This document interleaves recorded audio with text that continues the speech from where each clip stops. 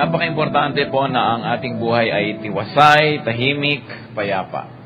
Wala na yatang mas mahalaga sa tao kundi yung payapang buhay. Sabi sa Kawikaan 14:30, ang isip na tiwasay ay nagpapahaba ng buhay. Kaya dalangin ng marami, yung iba naman wish nila sa mga tao, sabi niya, peace. Awit 122:8, ang kapayapa ay laging sumayo. Ito din ay mga closing prayer, blessing, benediction, because peace is all important. Napakahalaga talaga ng katahimikan. Yan kung ating sisikaping unawain sa iba't ibang paraan, lumagay sa tahimik. Ang paglagay sa tahimik ay napakahalagang desisyon, napakahalagang gawain ng bawat tao. Ano po ba ang tahimik na buhay? Yung paglagay sa tahimik, isa sa mga pinakamagagandang phrases sa atin pong wika. And in its limited and specific sense, ibig sabihin mag-asawa. Pag sinabing ay lumagay na siya sa tahimik, ibig sabihin nag-asawa. Parang nababaligtad yon sa pagdaan ng panahon na yung nag-aasawa ang nalalagay sa gulo. Bakit gumugulo ang pag-aasawa?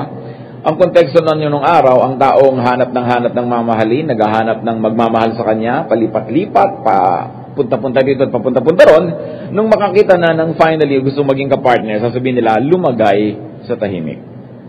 At lumalagay sa tahimik, yung nag-aasawa, kung siniseryoso niya ang ibig sabihin ng pag-aasawa. Ngayon, nagiging magulo at complicated kung hindi naman niya dinidibdib ang kahulugan ng pag-aasawa, nalalagay siya sa gulo. So usually, in its limited and specific sense, lumagay sa tahimik means mag-asawa, to find and to connect your Adam or your Eve, sabi nga nila.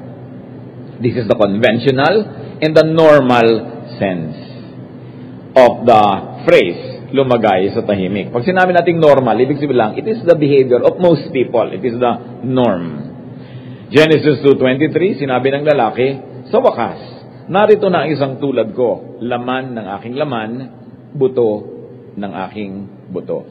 Nalagay siya sa tahimik dahil siya ay tumigil na sa paghahanap. Kung ating susuriin ay sinuri ni Adan, lahat ng mga hayop, binigay ng mga pangalan, at wala naman siya nakitang pwede niyang makasama sa buhay. At nung si Eva ay binigay ng Diyos, sabi niya, sa wakas, meron na akong kasama. Genesis 2:24, ito ang dahilan kaya iniiwan ng lalaki ang kanyang ama't ina. Nagsasama sila ng kanyang asawa at sila'y nagiging isa. Ito po muna ang bigyan natin ng emphasis, yung kahulugan ng paglagay sa tahimik na ibig sabihin ay pag-aasawa. So, nakita natin yung teaching sa Genesis 2, isa dyan na kahulugan ng paglagay sa tahimik ay iniiwan ng lalaki ang kanyang ama't ina at nagsasama sila ng kanyang asawa. Ang tao kasi naghahanap, naglalakbay, naglalayag ang puso pag kulang pa. At pag natagpuan na ang kulang, pag natagpuan na yung kapilas ng puso, yung kabiyak, nalalagay sa tahimik, ibig sabihin, nananahimik. Now, what does it mean to leave one's father or mother? I like to think that there are some people who misread this, na kahit tuloy may sakit yung nanay, kahit na kailangan magsama yung anak at magulang, pag nagpakasal, como born-again Christian o Bible-based Christian, iniiwan yung magulang dahil sabi daw ng Bible, a man leaves his father and his mother. Noong unang panahon, meron niya na territorial equivalent and meaning, yung iniiwan ng magulang. Kasi kung hindi ka aalis sa bahay ng iyong magulang at maninirahan sa malayo, hindi kakalat ang inyong lahi, hindi dadami ang inyong teritoryo.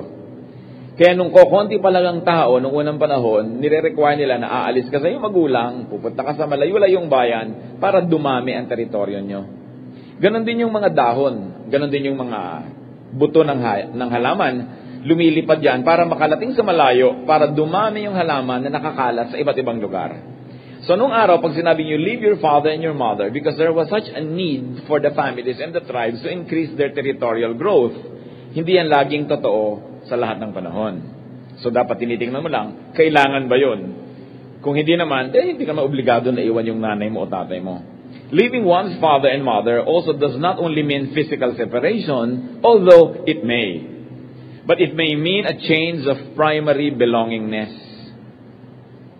Ibig sabihin, nung araw talagang, ang anak ay talagang ang belongingness mo sa magulang, tatay at nanay. Pero pag nag-asawa ka, dapat mong isipin na may kabiyak ka na. Meron kang kapartner sa buhay na siya ngayon ang number one mo na katropa talaga, kagrupo, kasama. Pero hindi ibig sabihin tatanggalin mo yung magulang mo sa listahan. Dapat lang maglalagay ka ng puwang sa iyong puso na this time, because you have a spouse, there is going to be a very special relationship that only the two of you share, that not even your parents share with you. Because your father shares it with your mother, and your mother shares it with your father. Therefore, it's only rightful that you share it with your spouse. Nagkakalituhan, nagigulo kung halimbawa, yung nanay nung ikinasal ay gustong makisali doon sa mga ikinasal. Gusto niya sumali sa usapan, sumali sa samahan nila, sumali sa pagpapalakad nila ng kanilang bahay, yung nanay nanghihimasok. Dapat siya, yung bahay niya, ang paandarin niya, pero yung bahay ng manugang niya, hayaan niyang yung manugang magpaandar. Kasi ang magka-partner, yung mag-asawa. Kaya pag sinuri po natin ang kahulugan ng pag-asawa at pagpayag ng magulang na mag-asawa ang anak, pumapayag ka rin na may iba na siyang kapartner sa buhay. Hindi na pagod, hindi na putol ang relasyon niyo bilang magulang at anak, pero ang kapartner niya sa buhay ay ang kanyang asawa at hindi yung magulang.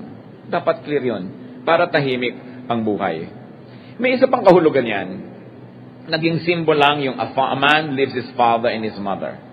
Pag nag-aasawa ang isang tao, the man must also leave his barkada and his friends, his relationships and activities that exclude the partner. The same with the woman. Hindi pwede na meron ka ng asawa tapos mas close ka pa sa friend mo kaysa sa asawa mo. Mas close ka pa sa kabarkada mo, mas marami ka pa activity na yun ang kasama mo. Gumugulo ang buhay may asawa. Kung ang magulang ay sinasabi sa Biblia na iniiwan para ka mag-asawa, di lalo naman yung mga iba mong mga kaibigan na kaibigan mo pa rin sila, hindi lagot ang inyong relasyon, pero ang pinakamalapit mo na ngayong kaibigan ay ang iyong asawa. Yan ay kung gusto mo ng tahimik na buhay. Dahil merong mga asawa, sobrang barkadero, the wife is left outside of an inner circle that is shared only by the friends. Ba't ka pa nag-asawa? Huwag ka na mag-asawa kung gano'n ang gusto mong uri ng pamumuhay. Now, that is the context of marriage. But not all people are meant to get into conventional marriage, just to connect with fellow humans. Conventional marriage is not the only venue for oneness of soul and for love between people. Unang Korinto 7:1, mabuti sa isang lalaki ang huwag mag-asawa, sabi ni Paul. Pag sa kanya kayo nakinig, hindi siya masyadong nagbibigay ng urgent importance to matrimony. At sabi sa unang Korinto 7:8, ito naman ang masasabi ko sa mga walang asawa at sa mga byuda, mabuti pa sa kanila ang manatiling walang asawa tulad ko. Yan ay personal stand ni Paul. Yan ay hindi God's command. Stand ni Paul. So choice nyo yan kung gusto nyo i-apply sa buhay nyo or not. But you know that Paul was not a big fan of marriage. Kasi iniisip niya noon, napakapanganib ng mundo, darating na ang paghuhukom, etc., etc. Huwag ka na magtayo ng pamilya, huwag ka nang mamahay, dahil ang unahin mo na yung mga misyon. Yun ang kanyang pananaw noon. Sa unang Korinto 7:12, sabi niya, sa iba naman, ito ang sinasabi ko, ako ang nagsasabi, at hindi ang Panginoon. So may mga ganong qualifier si Paul na opinion ko lang itong sinasabi ko sa inyo, hindi ito galing sa Diyos. Therefore, optional kung gusto niyong sundin or not. And I like to think that his opinion about marriage is one of those areas wherein it is not a teaching from God, but an opinion of somebody who was trying to apply godliness into daily life. Now, pinag-usapan po natin yung limitado at specific na sense ng paglagay sa tahimik na pag-aasawa. But there is also a broader sense of paglagay sa tahimik. It can also mean find your friend, find your kaibigan. Hindi lang sa pag-asawa, nagkakaroon ng koneksyon ng tao sa kanyang kapwa. Hindi lang sa matrimonyo, nagiging isa ang espiritu ng mga tao. If we're going to consider the bond that existed between David and Jonathan, for instance, si Jonathan po yung crown prince, anak ni Haring Saul, dapat siya ang magmamana ng korona, but David was the anointed one of God to be the next king. So Saul was actually very, very angry about David, at nagulat na lang siya na close friends pala si David at saka yung anak niya na si Jonathan. Si David at si Jonathan, meron silang connection, pagkakaisa, na yung kaluluwa nila, naging isa ang kanilang espiritu. 1 Samuel 18:1, ang kalooban ni Jonathan na anak ni Saul ay napalapit kay David. Napamahal si David kay Jonathan tulad ng pagmamahal nito sa kanyang sarili. So kung paano mahal ni Jonathan ang sarili niya, ganoon niya minahal si David. 1 Samuel 18:3, Dahil sa pagmamahal ni Jonathan kay David, isinumpa niya na sila magiging magkaibigan habang buhay. Sa English, friend. Sa Tagalog, magkaibigan. Nakita niyo po ang ganda ng wika natin. Magkaibigan, ang root word, ibig. Ibig kita, ibig mo ako, may pag-ibig na namagitan sa atin, tayo'y magkaibigan. No? Ang ganda-ganda ng weight ng word na yon. 1 Samuel 20:17, hiniling ni Jonathan na muling mangako si David na sila'y magiging tapat sa isa't isa. So there was this very special bond, definitely outside of the usual matrimonial bond, but nevertheless their spirits were one. Consider the bond that existed between Jesus and Martha and Mary and Lazarus. Magkakapatid po si Martha, si Mary, si Lazarus. Pero meron silang very special bond with Jesus. Juan 11:5, mahal ni Jesus ang magkakapatid na Martha, Maria, at Lazaro. Alam natin na mahal ni Jesus ang buong humanidad. Bahal niya ang lahat ng tao, pero iba ang personal na pagmamahal niya sa magkakapatid na ito. There was a bond. Once more, it is not within the usual matrimonial sense of oneness of souls, but there was oneness nevertheless. Juan 11:35-36, nung namatay si Lazaro, tumangi si Jesus. Kaya't sinabi ng mga Hudyo, talagang mahal na mahal niya si Lazaro. Ang pag-ibig ng Panginoon kay Lazaro ay napakatindi na nung namatay si Lazaro, tumangi siya ng tumangis na hindi naman niya ginagawa tuwing may namamatay na tao. And consider the bond between Jesus and John the Beloved, the apostle that Jesus loved very much. Juan 13:23 at 25. Katabi noon ni Jesus ang alagad na minamahal niya. Humilig ang alagad nito sa dibdib ni Jesus at nagtanong, Panginoon, sino po ba yun? Nakita niyo po yung very special bond between Jesus and John, the Beloved, that John would even recline on the chest of Jesus. No? At nakahilig siyang ganyan habang may itinatanong in the full view of everybody, and nobody was embarrassed. Later on lang naman dumating yung mga pagmamalisya sa ganitong uri ng mga pagmamahalan ng mga tao. And John was even called the Beloved. Dahil talagang special yung pagmamahal sa kanya ni Jesus. So, may paglagay sa tahimik sa matrimonyo, may paglagay sa tahimik na meron kang koneksyon at pakikipagmahalan sa iyong kapwa without matrimony as context. At meron pong sublime and highest sense of paglagay sa tahimik. This is to find God and to be one with God. So we become one either with our spouse, we become one with very, very special friend or friends, and we become one with God. Na pag ang tao nakakonekta siya ng matibay sa mga iba't ibang koneksyon na ito, tumitibay ang kanyang ugat, lumalalim ang kanyang pagkatao, at siya ay lalong nagkakaroon ng kapasidad na magkaroon ng katahimikan sa buhay. Kaya lang naman marami halimbawang playboy kasi hindi pa umiibig. Pero oras ng umibig na, nananahimik din. At sabi nila, up to a great degree, it can be true, no man in love will go with a prostitute. Pagka in love ka talaga sa isang tao, wala ka ng gana sa iba, lalo kung prostitute. Wala ka naman talagang pag-ibig, wala kayong relasyon, bakit ka magkakaroon ng interes? So nagkakaroon lang ng napakarami ganyang uri ng pakikipag-ugnayan at relasyon because the people involved are not really in love.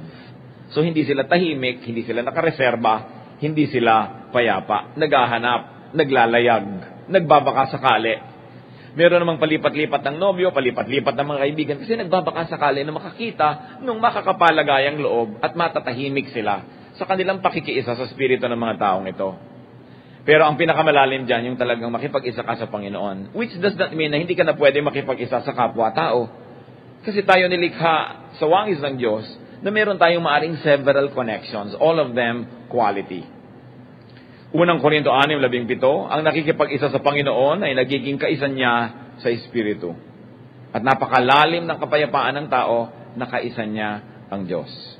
Hindi siya nakikipaglaban, hindi siya nakikipagtunggali, hindi siya nakikipag-contest, tahimik ang buhay niya sa piling ng Diyos.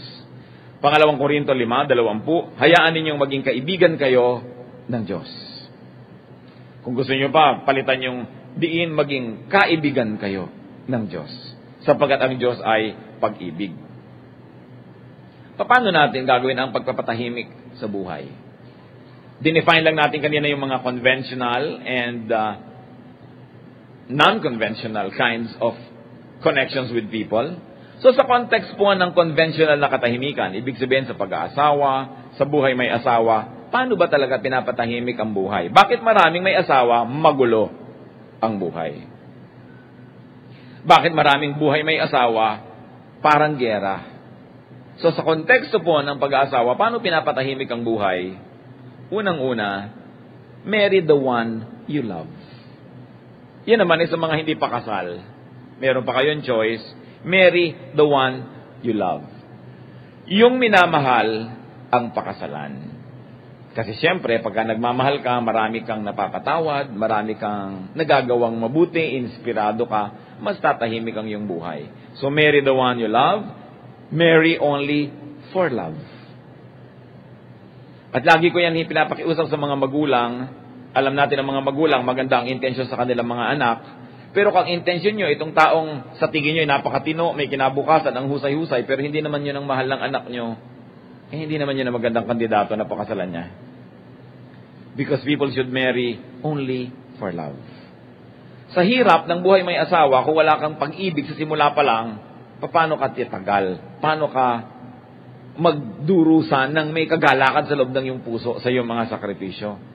Because you need lots of love to keep a relationship. Whenever young people come to me and young professionals come to me and young adults and say, and ask me about this, kung may mga choices sila, A, B, C, kung sino ba yung mahal mo talaga? Sundin mo ang puso mo. Kasi pag nagpakatalino ka sa obra, sa pagpili ng mapapangasawa, baka nga umasenso yung buhay mo, meron kang kotse, may bahay ka, pero masaya ka ba? Dapat masaya ka pag nag-asawa ka. Tandaan nyo, pagkakausap ko dito, yung mag-aasawa pa lang. No, yung may asawa na, yan na yan. Diba? Pasensya na kayo dyan kung hindi kayo naka-jackpot. Pero, kung may chance ka pa, kaya ito sa mga magulang ang mga magulang kasi, sa kagustuhan nating mapabuti ang ating mga anak, utak lang natin ang gumagana. No? Pero, yung pag-ibig ng dalawang tao dapat hindi hinahadlangan.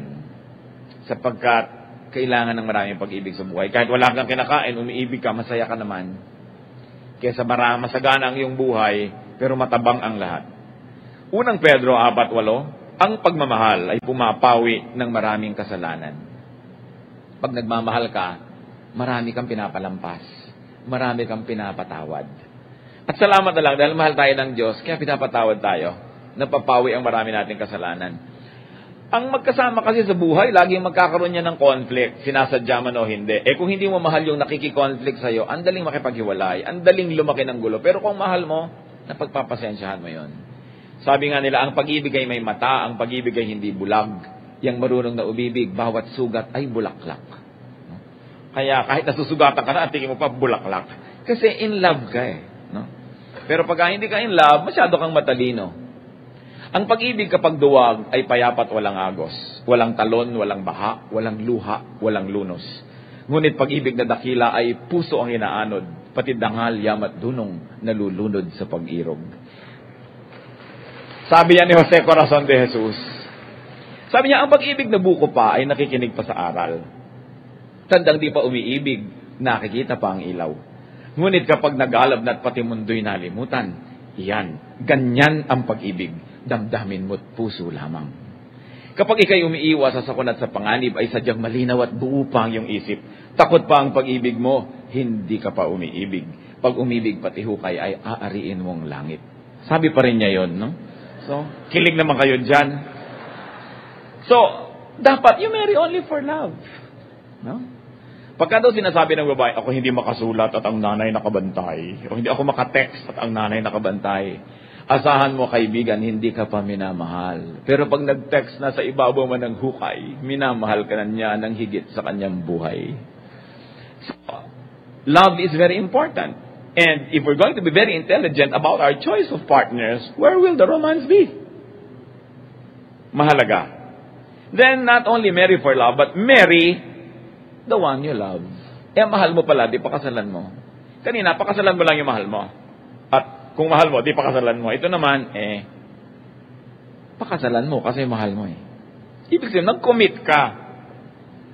Kasi pag hindi ka nag-commit, sabi nga ng kanta ni Karen Carpenter, freedom only makes it easy to say goodbye. Pag wala kang commitment, madali makipagkalas, madali makipag-goodbye kasi hindi ka committed. So, get committed para tahimik ang buhay. Yung walang commitment, sobrang free, akala nyo ba tahimik ang buhay nun? Hindi. Kadalasan nga, nagpapatahimik lang ng buhay mo kasi wala ka ng choice dahil committed ka. Because choices can complicate your life many times. And in the field of love, sometimes not having too many choices simplifies your life. So marry the one you love. Seal and bind your oneness with marriage or with a commitment that is equivalent to it. Mapalad po ang mga nagmamahalan na pwedeng magpakasal. Kasi maraming nagmamahalan, hindi sila pinapayagan ng kanilang kapaligiran, hindi pinapayagan ng lipunan na magpakasal. Kaya kung kayo ay kasal sa minamahal nyo, dapat marami na kayong pinapalampas. Huwag na kayong reklamo ng reklamo. Kung nakakapaglakad kayo sa mall, sa park, sa kalye, holding hands with the one you love, magpasalamat kayo sa Diyos. Maraming nagmamahalan ni hindi makapag-holding hands kasi marami magagalit. So if you have that kind of privilege, enjoy it and be kind to those who do not have it. And be thankful. Pagka nag-enjoy ka na ng ganung mga bagay, kahit na hindi ka maraming pera, kahit na hindi masyadong marami kang damit, pasalamat ka na. Kasi maraming mga pag-ibig, hindi malaya. At kung malaya kang naiibig at nakikipag-ibigan, ang laki-laking blessing na noon. Dapat tambak-tambak na yung pasalamat mo sa Diyos, bawasan mo na ang mga pagrereklamo. Mapalad yung legalized, realized, and honored relationships by human tradition. And if you are among the privileged, be kind to those who fall in the cracks. Be kind to those whose loves are demonized by many people. Isa pa pong paraan ng pananahimik sa buhay in the context of a romantic relationship, love the one you are marrying or love the one you married. Ito naman yung sinasabi natin, kasal na kayo mahalin nyo na ang asawa nyo. Yan na yan Napaka-komplikado para mag-isip pa kayo na palitan o ibahin. No? Mahalin na. Kasi ang puso naman natuturuan. Huwag lang naman yan monster, mamamahal mo rin. Yung madali naman ang puso, kung naghahanap ka ng dahilan para mahalin na isang tao, mamamahal mo.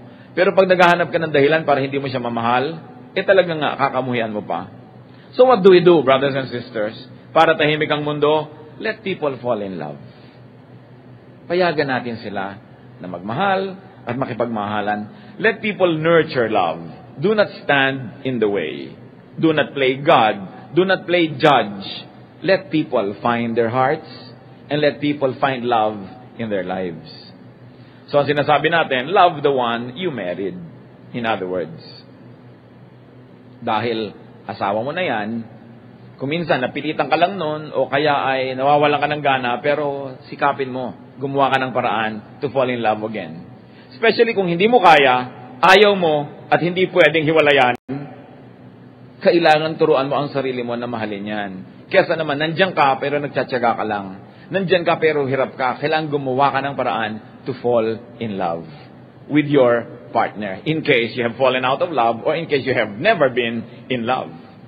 Because love can also be a decision.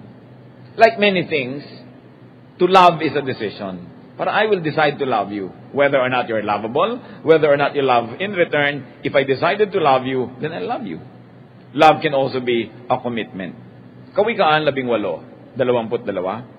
Ang mabuting may bahay ay isang kayamanan. Siya'y pagpapala ni Yahweh, na si Yahweh lang ang may bigay. So, may mabuti kang may bahay, mahalin mo yan. Marami po sa mga may bahay hindi masyado na-appreciate kasi mahusay. You know, when you're good, you are seldom noticed. Parang isang tao, pag maganda yung kanyang kasuotan o ayos, halos hindi mo napapansin. Pero pag may mali, pansin na pansin mo yun. Pag ang isang bahay, maganda ang pagpapatakbo, dumadaan ng maghapon, wala ka napapansin. Kasi maganda ang takbo Pero subukan mo walang tubig, walang kuryente, walang gas, walang mantika, walang toyo. Mapapansin mo lahat kasi may problema. At kaya maraming babae ang hindi napapansin ang sarili ng mga asawa kasi ang huhusay. Subukan nyo mag-walk out ng 3 araw pag hindi napansin kayo bigla. Diba? Kasi hindi kayo napapansin ang galing-galing nyo. So, iintayin pa ba ng mga husbands na mangyari yun na mawala yung asawa nyo para nyo mapansin? Na hindi nyo pala alam kung nasan yung medyas nyo, hindi nyo alam kung nasan yung kutsara, hindi nyo alam kung nasan yung termos, nasan yung kape. So, mahalin na agad yan dahil nandyan. Appreciate. When a friend is very, very efficient, hindi mo napapansin. When somebody is very, very helpful, hindi mo napapansin. Subukan mong mawala yan sa buhay mo. Pag di ka napilay, saka mo lang mapapansin. Mabuti ng mabuti, kung pwede mo pang maibalik sa buhay mo, paano kung hindi na maibalik, nawala na talaga, anong gagawin mo? Kaya hindi natin dapat binabaliwala yung mga taong napakahalaga at maayos ang kanilang contribution sa ating buhay. And very especially in the context of marriage. Many, many wives feel underappreciated. And some husbands also. But mostly it is the heartache of women because they are so efficient, their husbands don't notice that they are there. Kawikaan 5:18, kaya nga ba't mahalin ninyo ang kabiyak ng inyong buhay? Ang ligaya ay lasapin sa mabango niyang kandungan. So, enjoy the wife of your youth. Enjoy the presence of your spouse. Hindi yung may asawa ka na, naghahabol ka pa ng asawa ng may asawa, ang gulo-gulo, kaya walang katahimikan ang buhay. Efeso 5:33, mahalin ninyo ang asawa gaya ng inyong sarili. At pag ginawa mo yan, na minahal mo ang iyong asawa, gaya ng pagmamahal mo sa iyong sarili, ano magiging ending? Hindi ka naman magiging kawawa kasi lalo ka niya mamamahal. At pag lalo ka niyang namahal, syempre, mas maganda ang buhay mo dahil mas mahal ka. At mamahalin mo siya lalo, mamahalin ka niya lalo, patas ang pagmamahalan niyo. Pero subukan niyo baligtarin, love less. Then that person will love you less. And because that person loves you less, you love less. Paubos ng paubos ang pag-ibigan niyo. Kung napapansin niyo na pababa ang level ng pagmamahalan niyo, paubos ng paubos, baligtarin niyo. And the only way to do that is to reverse the treatment. Love the other person more than you feel being loved. Magdilig ka para mabuhay yung halaman. Mag-fertilize ka para mamunga. Hindi yung, hindi na namumunga ito, lalo mong aalisan ng lupa, di lalo siyang mamamatay. Maraming mag-asawa, ang simple-simple naman nun, ba't hindi nila maisip? Na they are falling out of love, nagkakalayo na ang loob, tapos magsisiraan pa, hindi pa magbibigay ng mabubuting bagay, kakalimutan mo pa yung mga mahalaga sa kanya. Saan patungo ang ganong relasyon? So it's important to unite and be one with the person you married. If you're married, do not divide your heart. Do not complicate your life. Ngayon, doon naman sa mga hindi matrimonyo, yung pag-iisa ng mga espiritu outside of the context of matrimony, yung general or non-marital oneness and connection, papaano pinapatahimik ang buhay? Be one with your kaibigan. Be true to your friend or friends. Kaibigan mo pala, di makipagkaibigan ka. Huwag mong abusuhin, huwag mong kawawain, huwag mong ignoren, kasi kaibigan mo Mahalaga yun. Kawikaan 18:24, may pagkakaibigang madaling lumamig, ngunit may kaibigang higit pa sa kapatid. There is a friend who sticks closer than a brother. And when you have a friend who sticks closer than a brother, who loves you more than your brother does, who takes care of you more than your brother does, pahalaga mo dapat yun. Kasi hindi lagi nangyayari sa buhay ng tao na may ganong kaibigan. Now, too many quantity friends may diminish quality friendships. Kung minsan naman kaibigan mo ang lahat, anong natitirang tunay mong pakikipag-kaibigan? Kaya dapat meron kang marami sigurong kakilala, pero kaunti lang yung minemaintain mo na talagang true friends. Because true friendship has to be nourished. You have to give time, you have to give effort, you have to give love, affection, attentiveness, presence. Hindi mo naman magagawa yun kung 100 yung kabarkada mo. When you talk to everyone, you talk to no one. That's why it is important to have one-on-one time with people because then and only then can you really talk heart to heart. Kaya hindi rin mabuti na napakarami mong sobrang tao sa mundo. Kasi ang mangyayari, tigko-konti lang maibibigay mo, at the end of the day, nobody's happy. Dahil tigko-konti lang. Mabuti yung nagko-concentrate. Focus and intensity is important in friendships.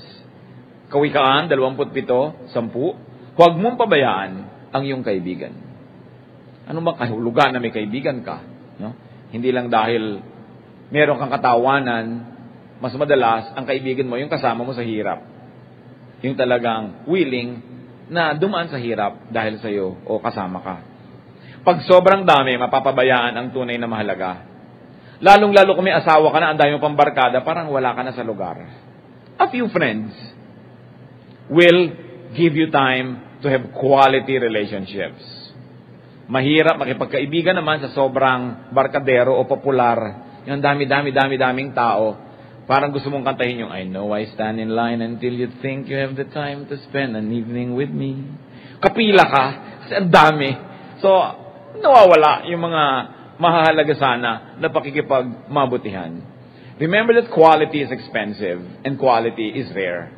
Hindi pwedeng lahat may quality. Kasi binibigyan mo, ini-investan mo ng energy, ng time, effort, and lots of love. So ano pinag-uusapan natin mga kapatid? Dalawang uri ng paraan na ang tao pwedeng magkaroon ng katahimikan. Katahimikan na nakukuha sa relasyon na matrimonial. Dahil payapa ang loob mo, may minamahal ka, may nagmamahal sa iyo, may karamay ka. At isang uri ng katahimikan naman na nakukuha mo outside of matrimony, which married people can also have up to a point. And especially unmarried people can have and enjoy in their life. Friendships that like Jesus shared with Martha and with Mary and with Lazarus. The friendship that existed between Jonathan and David. The friendship and the loving relationship that existed between Jesus and John the Beloved. Nakita natin yung mga examples. Let's not be afraid to love. And let us not be afraid to be loved. Ang mahalaga lang talaga yung pinipili mo kasi hindi pwedeng makipag-ibigan ka sa buong mundo. Kailangan binibigyan mo ng focus. But find oneness and connect with another soul. Actually, that is the main point. Another soul. In the context of marriage, in the context of friendship, people find peace when they are connected with another soul. And for you to really get connected, you've got to do your part so you get your share. Lucas 6:31, gawin ninyo sa inyong kapwa ang nais ninyong gawin nila sa inyo. Ganun lang kasimple yon. Yung nakakasakit sa'yo, huwag mong gawin sa iyong kapwa. Yung nakakapagpatuwa sa'yo, yun ang sikapin mong gawin sa iyong kapwa. At sino pa po lalo na ang dapat gumagawa ng mga bagong kaibigan at pakikipagkaibigan? Yung mga nagkakaedad na. Kasi kadalasan marami tayong kaibigan nung elementary, nung high school, nung college.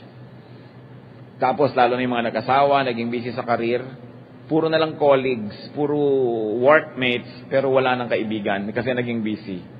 Pero dapat dumarating ang panahon na tayo gumagawa uli ng new friendships. Because friends divide our sorrow and multiply our joy. At kawawa naman ang isang may asawa na biglang nagkaproblema sa kanyang asawa, wala man lang kaibigan na masumbungan. Wala man lang masabihan. Hindi man makapunta sa nanay dahil sisisihin ng nanay, sabi ko na sa'yo. Diba? Pag pumunta sa mga kapatid, layasan mo na yan, hiwalayan mo na yan. Huwag kayo nakikinig sa ganyang mga payo. No? Yung pinahihiwalay ka, may problema lang kayo, pinahiwalay ka na ng mga kapatid mo. Tapos pag Valentine's Day, date nilang kanilang asawa, ikaw ang kadate mo, kalendaryo. Wala kang kasama, sasabihin ng nanay mo, iwan mo na yan, dito ka na sa amin. Tapos namatay na yung nanay mo, eto ka ngayon, wala kang kasama sa buhay. Hindi magandang payo yung lagi mo sinasabing iwan. Liban lang, tinatagana pala siya ng asawa, pinapaso ng sigarilyo, binubusan na kumukulong mantika. Pwede siguro na ilayo mo dahil danger. Pero yung paghihiwalay, yan ang pinakahuling dapat na ipinapayo. Lalo ng pamilya. Ang pamilya, pag umuwi sa iyo ang iyong anak, may problema sa asawa, dapat tawagan mo yung asawa, pagkasunduin mo sila, huwag mong kampihan yung anak mo lang. Then siyempre, ang ikukwento nun sa iyo, siyang kawawa. Alangan naman sabihin niyang, umuwi ako inay kasi napakasama ko ang asawa eh. Siyempre, laging mabait ako, masama yung asawa ko, laging ganyan ng kwento. So, dapat pinagkakasundo yan. Kasi mahal man natin yung kapatid natin, anak natin, hindi naman natin masasamahan yan araw-araw, oras-oras, tulad ng pagsama ng isang partner niya. Dapat itinataboy natin pabalik sa asawa. Kahit pa less than perfect yung marriage na yan. Because it's still the best thing for the person. Na meron siyang sariling, kumbaga man siya ay vine, may sarili siyang mapuluputan. Kasi hindi ka naman pwede makipagpuluputan dyan dahil meron ka naman sariling kapulupot. Diba? Kaya kailangan, binibigyan natin sila ng ganyang uri ng laya. And in friendships, be true, be loving, and be faithful. Give of yourself. 1 Samuel 18:3-4. Dahil sa pagmamahal ni Jonathan kay David, isinumpa niya na sila'y magiging magkaibigan habang buhay. Ibinigay niya kay David ang kanyang balabal at kagamitang pandigma, pati ang kanyang tabak, pana at sinturon. Alam niyo ang ibig sabihin para sa crown prince na si Jonathan, na ibigay kay David ang lahat ng symbols of his royal office, yung kanyang balabal, yung kanyang mga kagamitang pandigma, yung kanyang symbolic sword, yung mga pana, sinturon, Ibinigay niya talaga lahat ng pinakamahalaga sa kanya dito kay David. At nagsumpaan sila na magiging magkaibigan habang buhay. Kaya nung si Jonathan ay namatay, ganun na lamang ang pagluluksa ni David.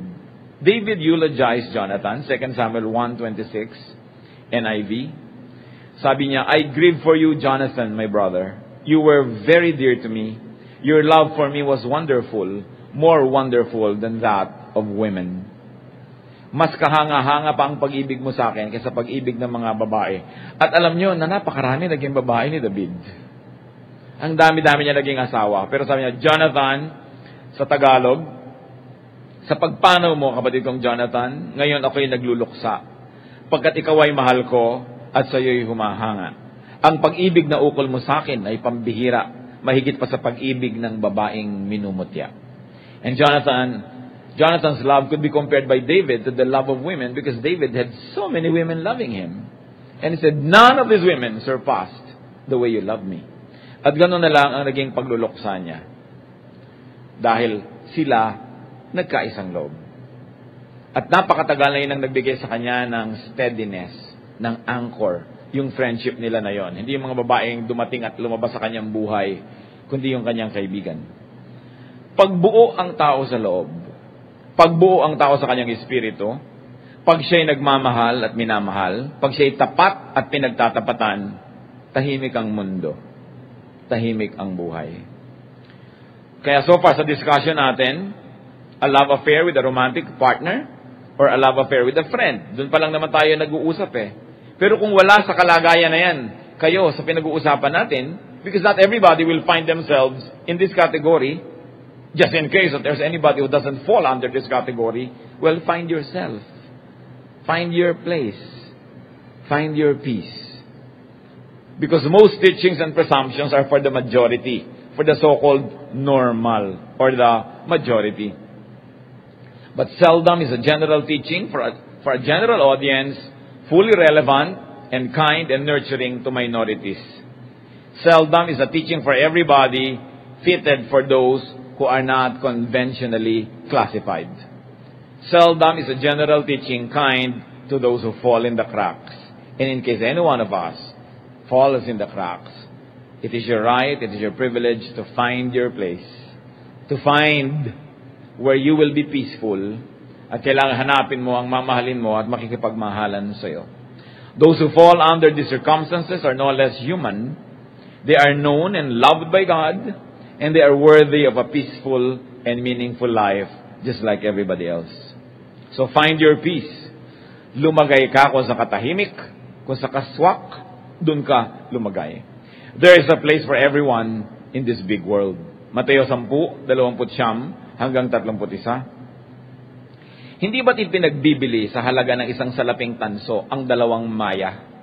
Gayunman, kahit isa sa kanila hindi mahuhulog sa lupa kung hindi kalooban ng iyong ama. At kayo, maging ang buhok ninyo'y bilang niyang lahat. Kaya huwag kayong matakot, higit kayong mahalaga kaysa maraming maya. Ang tao, ang bawat nilalang, mahalaga sa Diyos. Pinapahalagahan ka man, kinikilala, nire-recognize ng lipunan, nire-recognize ka ng Diyos. You have a right to be here. And therefore, you must find your place and find your peace with God, with others, and with yourself. Ang bawat tao ay mahalaga sa Diyos. Mahalaga sa Diyos ang ating kasiyahan, kaligayahan, kapanatagan, katiwasayan, at kaginhawahan. Hindi masama. In fact, dapat na hanapin ng tao ang kanyang ikatatahimik, ikaliligaya, ikasasaya. Lalo't hindi niya nilalabag ang mga kautusan ng Diyos.